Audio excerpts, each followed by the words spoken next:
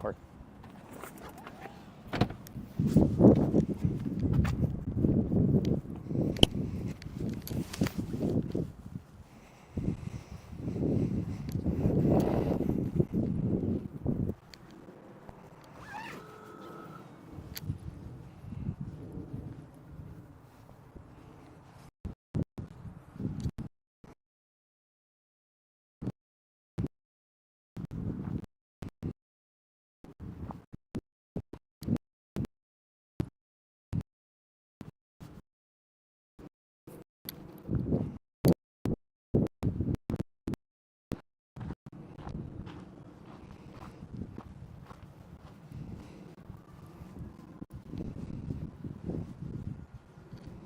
Harley, come over here.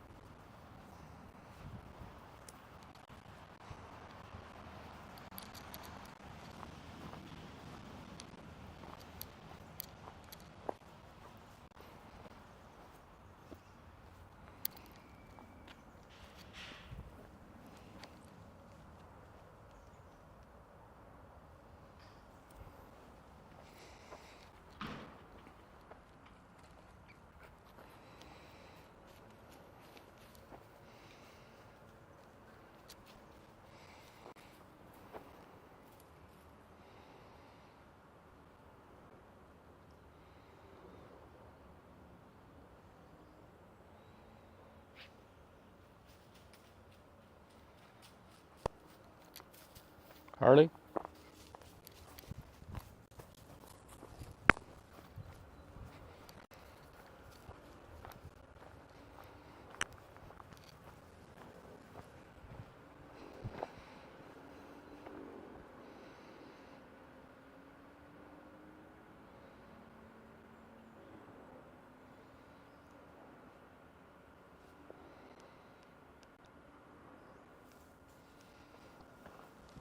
And offering a cheaper version of it. So that's been an issue for a lot of these AI companies, that they are spending so much to have the best model. The risk here, it also plays into the IPO conversation, is that Alibaba allegedly, or others out there, could actually essentially copy it. They have really raised the flag to the administration. They're asking for more controls. They talk about export controls in that letter as being part of this, saying we do not want our competitors to have access to this, and also playing into the geopolitics conversation. So you got the pricing problem, you got the BABA problem, and then you've got the information saying there have been, what, almost 300 bans, local bans of data centers. The ranking Democrat on Energy and Commerce is considering, for him, a moratorium on data centers. Harley, come over here. Harley. Angle is also getting interesting. It's one of the biggest risks that I'm hearing, one of the biggest headwinds to these companies and to the entire data center build-out, is that there's a very real pushback on the ground to not build these data centers. And that's one of the risks. And you also have, in terms of topics, some of the shift of executives to different companies. They're sort of losing this top talent. I was thinking,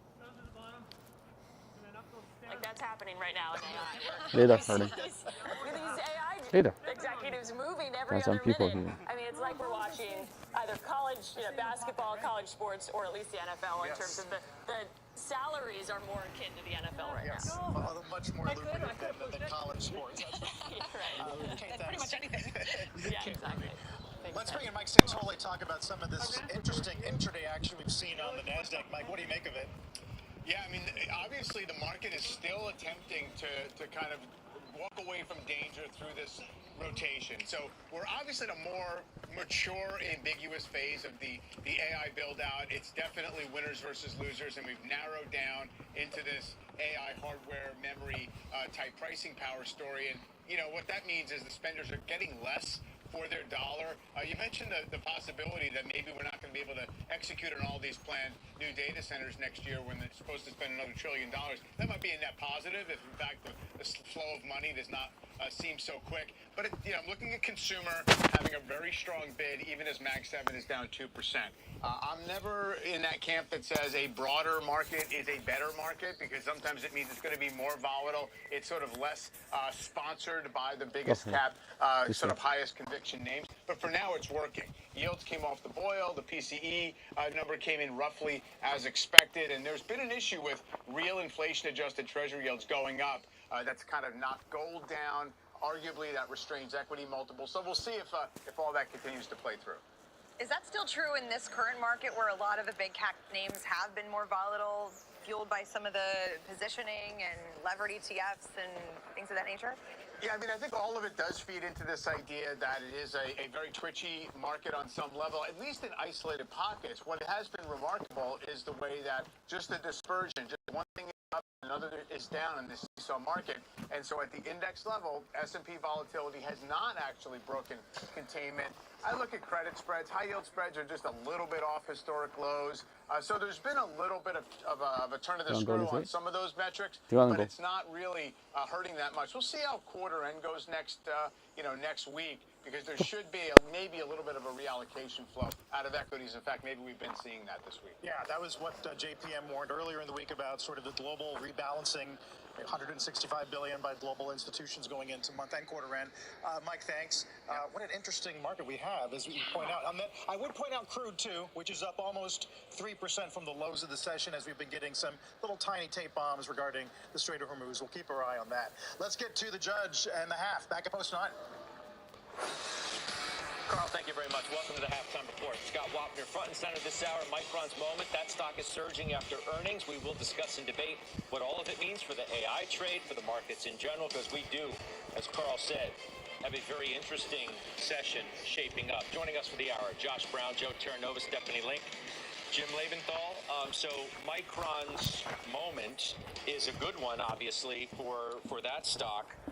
But it's really interesting, this price action and some of these other names today. I'm wondering, Josh, what you make. I mean, it's a continued rotation. There's no doubt about that.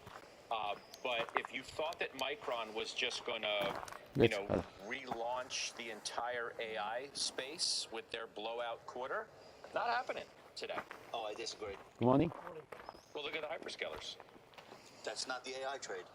We've been through the AI trade is not the hyperscalers. The hyperscalers are the people that are facilitating it with their spending. The AI trade is working really well today. 8 of the top 10 S&P 500 stocks on the day today are all a huge part of the AI build-out. They're just not hyperscalers. And this is what the market's been doing all year. It's not even new.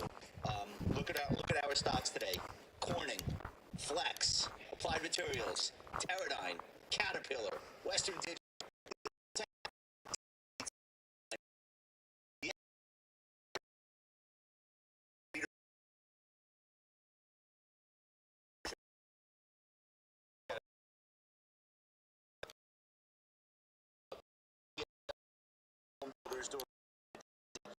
The transports are up 2% today, but the AI CapEx theme has swallowed the market this year. Unfortunately for the hyperscalers, they're in the position of being the spenders on AI equipment, and they're not getting the benefit from their shareholders any longer. As a matter of fact, the Mag 7 as a group are dragging down the returns of the S&P 500 year to date. So that is the first time I've been able to say that in a very long time. Those stocks are net detractors, especially Meta and Microsoft. Very big in the index and very negative on the year. So we've got the AI trend in full force. Micron made everyone feel even better than they did yesterday. We just don't have the participation of the companies who are footing the bill. Okay. Obviously, that's a investment. I think there were a critical moment for the AI trade, that if Mike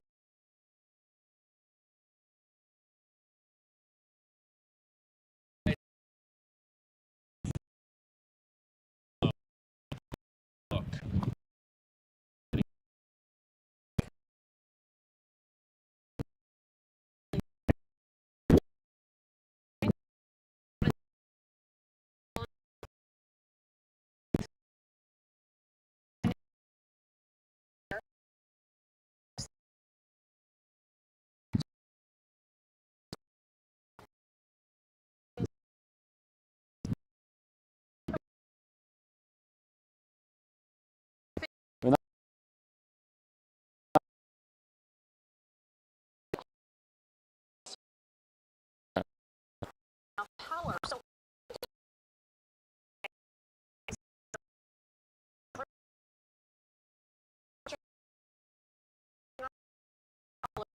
contracted Go revenue, this way. 22 billion.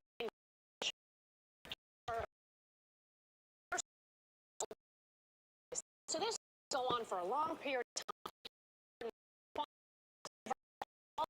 Been talking about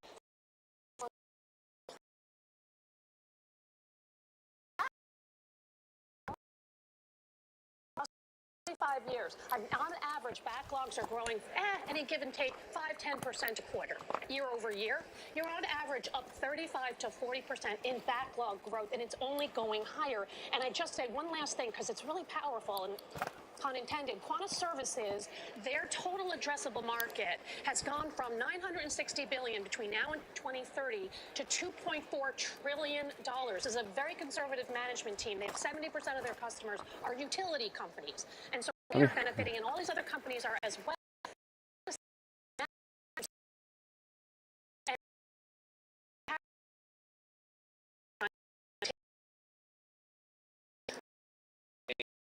Not so much on this program, but I think a little bit, and certainly on Closing Bell. In the conversations that I had leading into the earnings report, really centered around Micron, the fact that traditionally these have been highly cyclical businesses, chips, right? And that this time was in fact not different from the past. And that was giving people pause at the run in Micron. And I think you can make an argument today that Micron's earnings report suggests, no, in fact, this time is different. And that this is a more secular idea around these types of chips specifically. And investors have had a hard time getting their arms around what they know historically to be true versus what is happening now. Not that the PE on this name is exceptionally large, because it is not. Maybe from a historical standpoint, you could make an argument that maybe it's a little more pricey than normal. But this, to me, just opens the door wide. It's almost 10 times. Opens the door wide open to the conversation of this time is different. As it relates to memory, it certainly feels that way. I think yesterday there was a paradigm shift. I think there was fundamental validation that this is not a cyclical commodity moment for Micron. This is something more powerful. This is secular. This is not to be thought of as purely a commodity. This is a irreplaceable resource. Think about the difference for a second. An irreplaceable resource that the speed of AI accelerators, they basically get frozen without the memory component. If you think about a commodity for a second, which I called it yesterday, okay, and I'll share with you where I was wrong. If you think about a commodity for a second, there's the elasticity as it relates to price, right? As price goes higher for oil, what ultimately happens to demand? People say, okay, I'm going to drive less, right? There's price elasticity. With an irreplaceable resource, there's not. And the ability to sign 16 strategic customer agreements going out to 2029 to secure pricing and your revenue, that's a very powerful force, and that's the paradigm shift. But you said yesterday, ahead of the number, you wouldn't initiate a new position. You thought the stock could trade low. I feel like you were, maybe inching more into the, well, we better be careful with this thing now, given the price action in the name. But again, I think I made the point yesterday.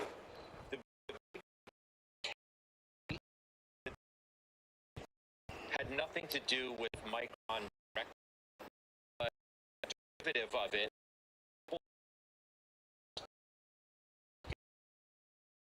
Tim suggested there was no other choice to raise prices because of what they saw happening with memory pricing. On the news too. You're right. So look, wasn't that a great tell? It's like, you think that they would raise their prices. You made an excellent point yesterday, you're making obviously the same point today, which is the right one. I took the perspective yesterday from a risk to reward standpoint. I didn't like the setup. I didn't like the setup. I didn't like technically the distance that price was from its moving averages, how much it had rallied. And I advised the viewers who didn't own it not to rush in and buy it today. I would say this to those viewers today. I would Look say, to your left as you talk. here's what I would do to design strategy. I would buy 25%. Let's say you could buy 100 shares. I'd buy 25 shares at some point this week. Get it out of the way. Below the market, I'd put an order in for 50 shares at 950 and another 25 shares at 750. If you never get those 75 shares, at least you're participating. You have to understand, there are people that are in this stock for $100, $200. RETF bought the stock at 223. It's very difficult to discuss one-day moves, and I was incorrect in doing so yesterday, but this is very clear. This is a fundamental shift where they literally are controlling pricing on their own because they have, and I'll use these two words again, the irreplaceable resource. Their This ASPs is on a stock DRAMs are that actually fits many boxes, okay? Because I'm in it as of today. I initiated. Not a huge position, Joe, because obviously, as you say, it has appreciated quite a bit.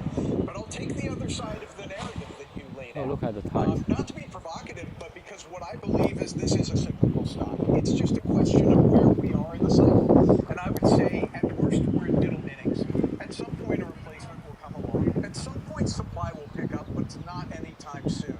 And to the multiple that, Scott, I think you said it was 9 times, whatever it was. Almost 10. Yeah, okay, but that is using yesterday's earnings estimates. The current earnings estimates are going to go much, much higher. We see that from the guidance that they give. Stephanie pointed out the strategic customer agreements, which again just extends this cycle. This is a stock that when the estimates come in, it's probably trading around 7 times forward earnings. I'm not going to So if speech, you're a okay? value investor like me, this checks the box, and I don't even have to get into a narrow or wide mode competition or mode to competition about whether this is irreplaceable. The bear case on Micron is not about competition because you're not going to have a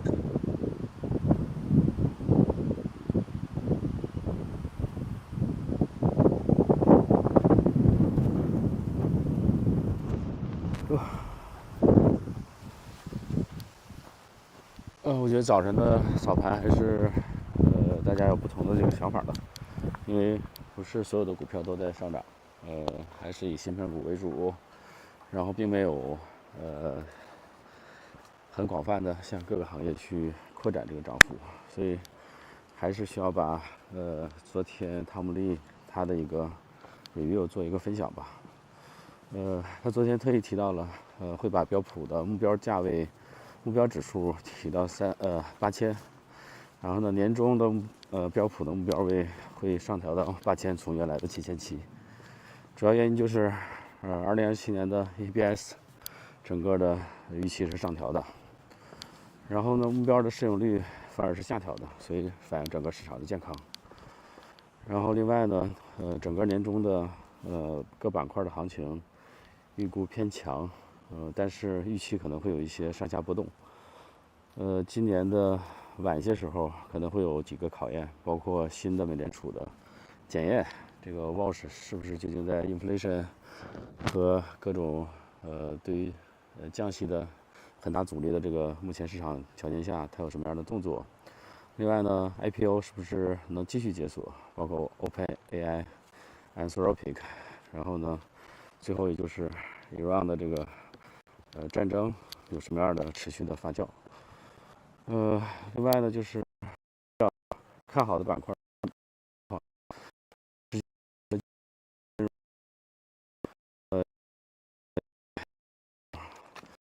扩源和技术材料的核心。2个位 ，Come here, Harley. Come here, Harley. This way, go this way. 所以26年的核心的驱动仍然还是 AI。刚才的广播，那个 Josh Brown 也提到了，目前的 AI 行情跟大家是2个关系，一个是 AI structure， 就是跟 AI 相关的这些基建是板块，另外呢就是软件应用，所谓的这个泡沫是另外一个方向，所以还是在整个的 debate 这个过程中，大家每次都吵得不行。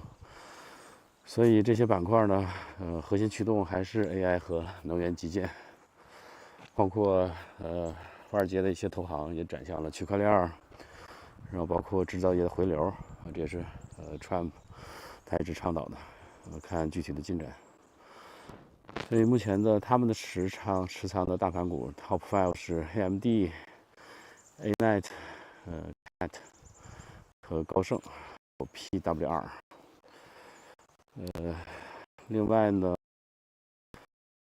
中小盘股 FST 没有爱。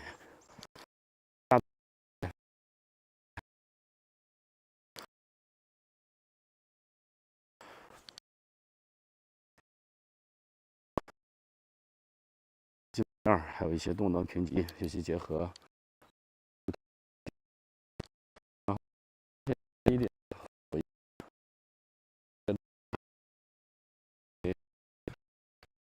放成这个，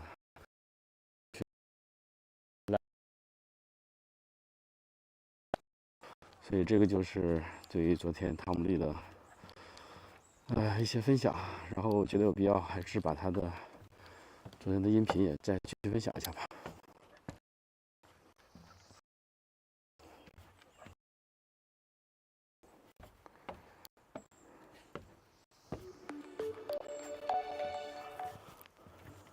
Fundstrat Direct. Today is Wednesday, June 24th, and this is our Macro Minute. A reminder, tomorrow at 2 p.m.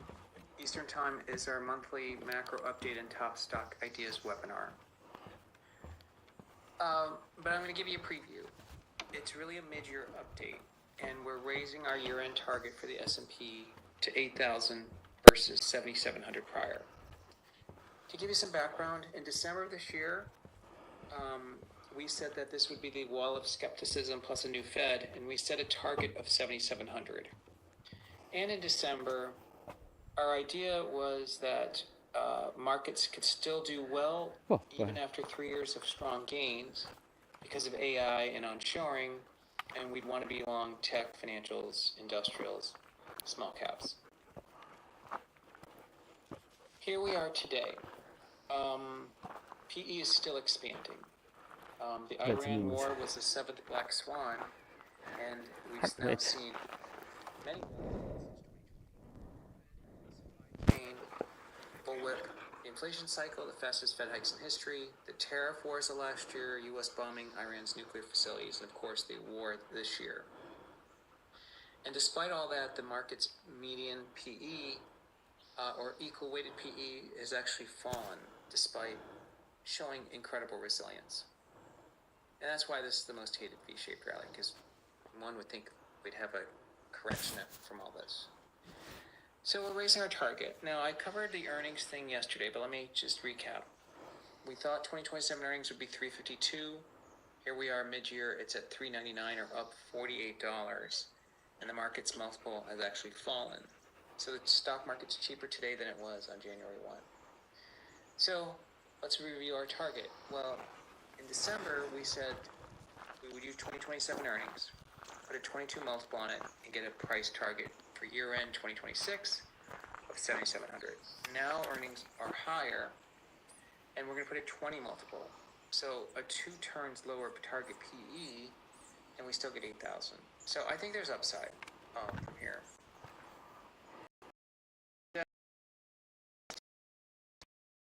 Wall Street moving onto the blockchain and onshoring. It's going to face 3.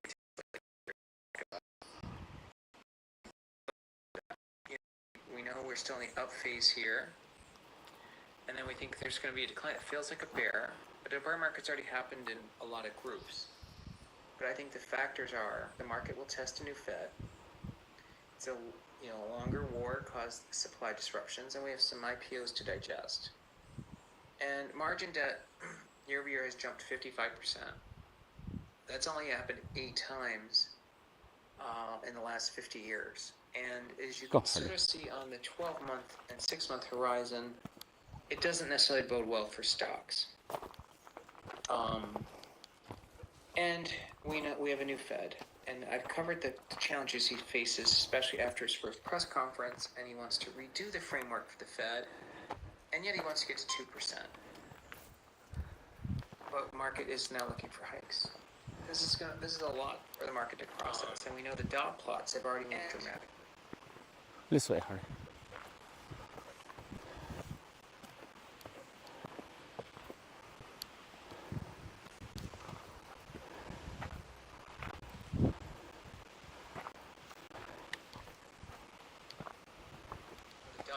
Feds had 0 speeches after FOMC rate decisions. It was only under Powell that we had it after every FOMC meeting, but I think that the answer is we're going to get less communications. And then we have all these IPOs and capital raises. Now, SpaceX did well because it's a small float, only $90 billion right now. And IPOs don't usually mark the top, but keep in mind, it's really the unlock of the float eventually that's going to cause downside pressure. And after that, I think stocks will do well and rally to year-end. So we still want to buy any dips. And as for favorite sectors, it remains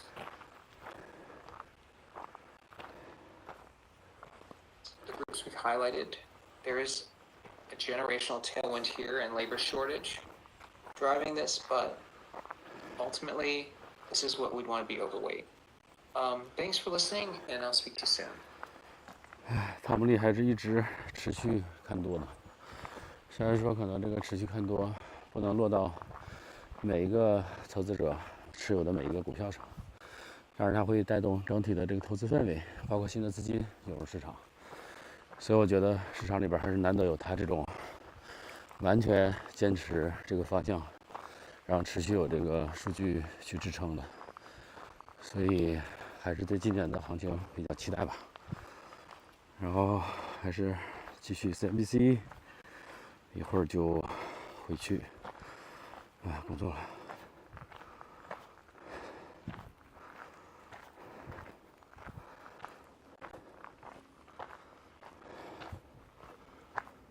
That's positive. That's very positive for the consumer. That's where I think your value is in this market. That's where I've been adding to.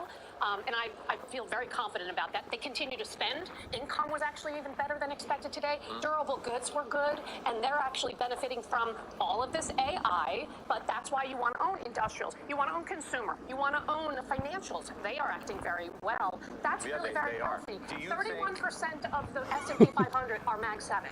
Do you think that the second half of the year is going to be defined by mega cap underperformance? I do. And all the areas that you said outperformance? I do. Like the banks have woken up over the last month. Capital markets are killing it. They just got through the stress test, the ability to, give more money back to shareholders, raise their dividends, buybacks, whatever. This is one of the hottest trades in the market. The banks. Yep. Well, you know that I actually sold Meta, right? Recently, half of my position after You should more sell rumors that. were that they were going to spend more and more and go to the equity markets on top of the debt markets. Free cash flow is falling, so it's now a small position. I want to hold it for the long term, and I only own Amazon in the Mag 7, so those are still going to stay in the portfolio. They'll probably be smaller, but I do think the financials are the cheapest sector in the market right now. I mean, you're talking about some companies are trading at 1 to 1.2 times book, and you're right, Scott, we have capital markets, you have investment banking, you have trading, IPOs, you have a lot. You also have wealth management, and a higher market will help that business too. So I think there's a lot of ways you can win owning the financials. The bank ETF hitting a record high today. Again, I want to underscore the point and have more conversation about it, whether the second half of the year is going to be defined by what this market looks like today. If this is indicative of what you're going to see. Mega cap underperformance, healthcare, like biotech, you've been buying more biotech, outperforming. Financials, outperforming. And whether it's time to actually think about going overweight some of those areas relative to the mega caps, the Steph playbook. Yeah, so I hope my answer doesn't frustrate you. It's going to be a little bit different because I think market structure has changed so much that that's why you're seeing all these rotations. you know, the most profitable company on Wall Street is Jane Street. You have all of these algorithms and quantitative funds that are chasing where they can build positioning. I think partly, to your point, yeah, the economy's great and the stress tests help, but I think we're seeing a rebuilding of positioning right now that's momentum oriented in financials. And a lot of people question, well, why did you buy JP Morgan last week? It's because I believed that you would see a lot of these funds come in and begin to build positioning. And momentum is becoming more and more of a powerful force as market structure is changing. So the answer to your question, I think it's TBD. I think the market is going to remain stable and good for the remainder of the year. And I think you're going to see this continued rotation where these quant funds can find alpha generation opportunities in a very short period of time. But even other cohorts, if you believe that you've squeezed all the juice out of the mega cap orange, then why wouldn't you go to these other places? Please do. Yeah. Give me IWC. This is iShares microcap. It's like $1 billion ETF. IWC. None of the components in here can really take on a ton of volume, but when you look at what is this is made up of, it's technology, industrials, and biotech. Give me like a 5 year on this. This thing has literally caught fire because people are asking the question Scott just asked. Okay, I understand that the next 10 or 15%, or let's call it 1,000 or 1,500 basis points above the benchmark that I'm going to get probably ain't coming from Microsoft and Tesla. Okay, I understand that. So what else can I do? You're seeing people who are small and nimble enough do things like this. I also want to show you a couple of best stocks in the market. JP Morgan is a new all-time high right now, 338.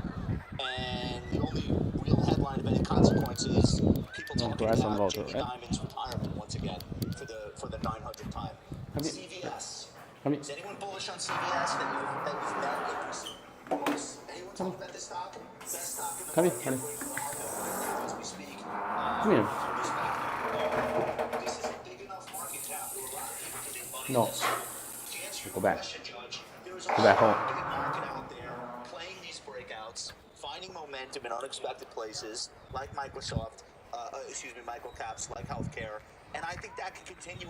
We don't need the Mag 7 at the top of the 50. That's why I mentioned it's only 31. It's 31% of the S&P 500. Let's hope it shrinks. It's big, but let's hope it shrinks. Right, and there are other things that other sectors that can offset the weakness or the underperformance in Mag 7.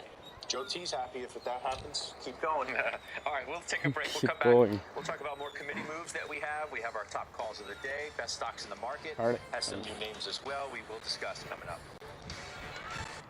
每天早上9点到9点半的这几个 commentary 的评论还是很精彩的，经常会吵起来，尤其是 Josh Brown、Kevin 和 Jennifer。这几个人持有的板块不同，持有的观点也不同，未来预期也不同。但是有一点相同，就是他们很少对整个的行情目前是看空的，所以我觉得还是就参考大家的意见吧。对于个人的这个持仓和操作，可能尤其是在市场下跌的时候，可能会更有一些信心，也说不定。反正总之，投资还是有风险的，需要根据自己的财务情况、资金的支配，然后甚至包括自己的整个长短期的这个资金的规划，做一个很好的安排。不要冲动，然后呢，也不要过于贪图短时间的这个盈利。最好是长时间可以持有的这种资金，长时间投资有价值的股票。这个对我自己来说也是一个是经验和教训，然后可能也是一个提醒吧。所以9点半了，今天的就结束了。Here we go.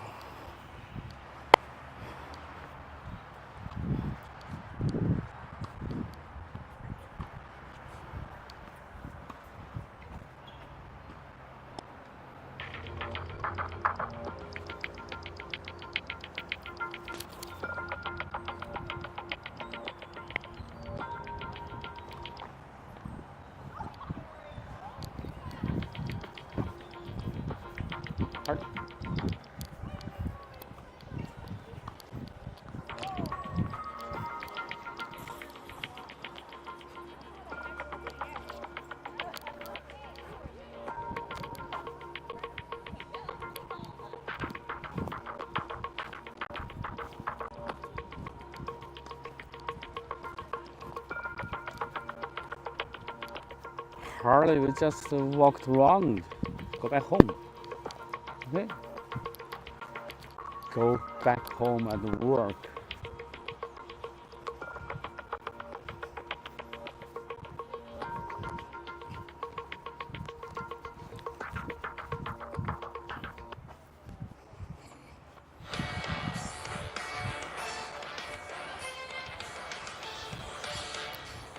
Hurry. Go. We're back at halftime. I'm Mackenzie Sagalos with your CNBC News update. Rescue crews in Venezuela are continuing to search for survivors after two back-to-back powerful earthquakes rocked the country last night, killing at least 164 people and injuring nearly 1,000. The 7.2 and 7.5 magnitude quakes were among the strongest in Venezuela in more than a century. The death toll is expected to rise given the extensive damage. The White House reportedly helped Meta CEO Mark Zuckerberg and Google CEO Sundar Pichai avoid testifying in an upcoming Senate hearing about child safety. That's according to Politico, which says that after initially calling on the CEO, Senator Chuck Grassley is now allowing the heads of Instagram and YouTube to testify instead. In exchange, the White House will reportedly support